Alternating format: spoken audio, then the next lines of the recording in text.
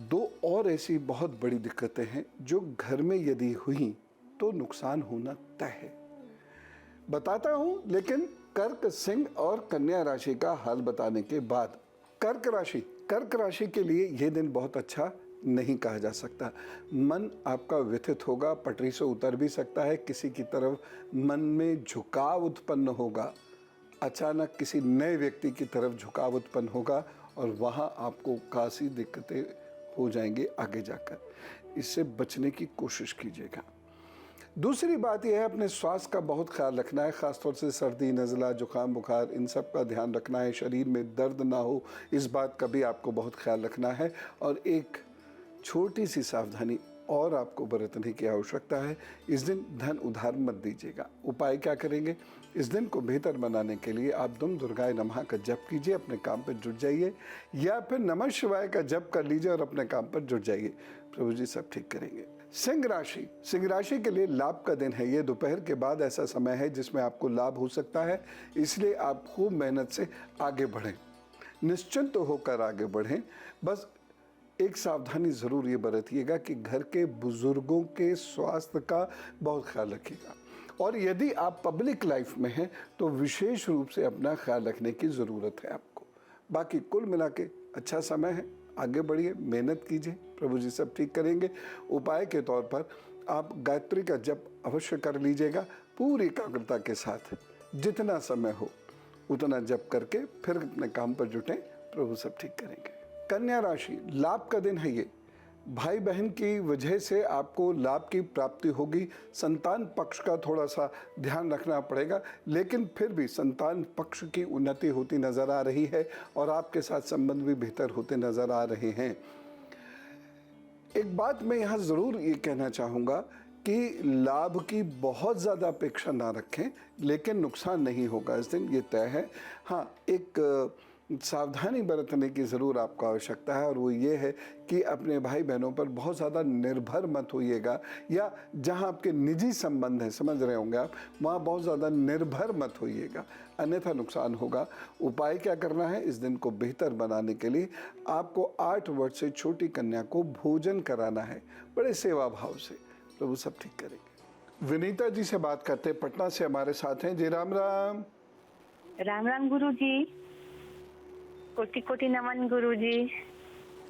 जी बताइए, date of birth, time of birth, place of birth. Guru ji, मुझे अपने पति हस्बैंड के बारे में जानना है गुरु जी। उनका डेट ऑफ बर्थ नहीं है गुरु जी।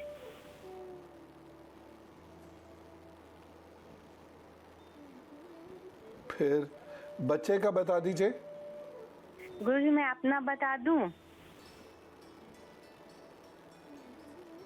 बता दीजिए। गुरु जी 18/12/1979। हाँ, क्या टाइम है गुरु जी? हाँ गुरु जी, टाइमिंग है 18/12/1979।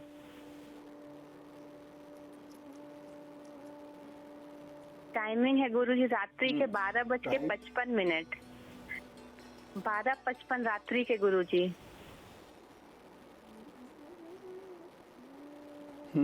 पटना बिहार गुरु जी।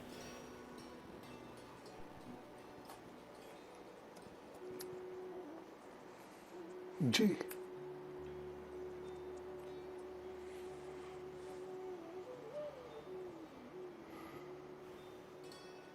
सर ये पूछना है ना गुरु जी कि इनका जीवन बहुत संघर्ष, गुरु जी इनका जीवन बहुत संघर्ष में रहा है, आगे का जीवन कैसा होगा और स्वास्थ्य कैसा होगा गुरु जी? देखिए, थोड़ी परेशानी का समय अभी है नवंबर तक, तो उसके बाद परेशानियां कम होंगी। इनको कहिए थोड़ा सा आलस्य कम करें, मेहनत से काम करें। अब भाग्य पक्ष इनका सुधरने वाला है और उससे इनको लाभ ज़रूर मिलेगा। उपाय के तौर पर क्या करें, ये हर शुक्रवार के दिन खीर खिला दिया करें 8 वर्ष से छोटी कन्या को। और दूसरी चीज़ ये है, रोज़ाना आटे का दान कर दिया करें। आप भी दोनों ये उपाय कर सकती हैं, उसके बाद स्थितियाँ बेहतर हो जाएंगी, चिंता ना करें। विषय पुनः लेता हूँ मैं। बहुत सारे घरों में आप देखेंगे अचानक एक सिस्टम शुरू हो गया, और वो ये है दूध गर्म हुआ, गिर गया, या फिर वो इतना गर्म हुआ कि दूध चिपक गया, दूध की मलाई बनी, मलाई भी चिपक गई और अब दूध और बर्तन एकाकार हो गए। अगर ऐसी स्थिति ये रिपीटेडली हो रही है, देखिए कभी कभी तो सब जगह होता है, इसमें कोई बड़ी बात नहीं है, लेकिन अगर बार बार हो रही है, आए दिन हो रही है, तो इसका मतलब ये है कि अब घर में कहीं कोई दुर्भाग्य दस्तक देने वाला है। चिंता करने की जरूरत नहीं है, मैं उसका तरीका बताऊंगा आपको। इसका अर्थ यह है कि बच्चे परेशान हो सकते हैं, इसका अर्थ यह है घर की बुजुर्ग महिलाएं परेशान हो सकती हैं, इसका अर्थ यह है कि किसी महिला को दिक्कत हो सकती है, इसका अर्थ यह है कि घर के अंदर या आस पड़ोस के लोगों के साथ कोई मनमुटाव मतभेद हो सकता है। इसका अर्थ ये भी है कि आपके कुछ रिश्तेदार आपसे नाराज हो जाएंगे। इसका अर्थ ये भी है खास तौर से वो लोग जो पब्लिक लाइफ में हैं, उनकी प्रतिष्ठा धूमिल हो सकती है। तो कुल मिला के ये समय आपके लिए अच्छा नहीं रहेगा। अब उपाय क्या करना है? अलर्ट रहिए। अच्छा, दूध की भी एक अजीब कहानी होती है।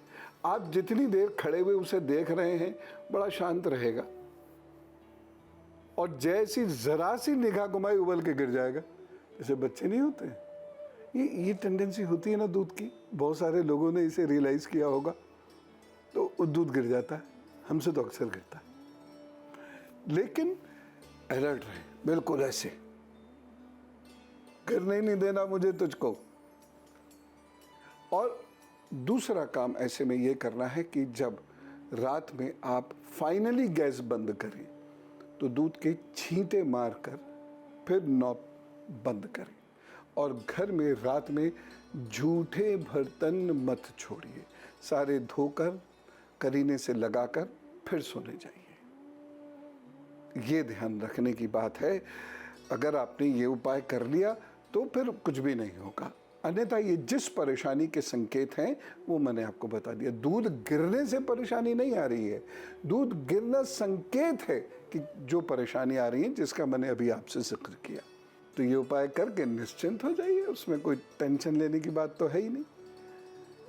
अब मैं आपको बता देता हूं तुला, वृश्चिक और धनु राशि का हाल, और टेंशन कर देता हूं खत्म।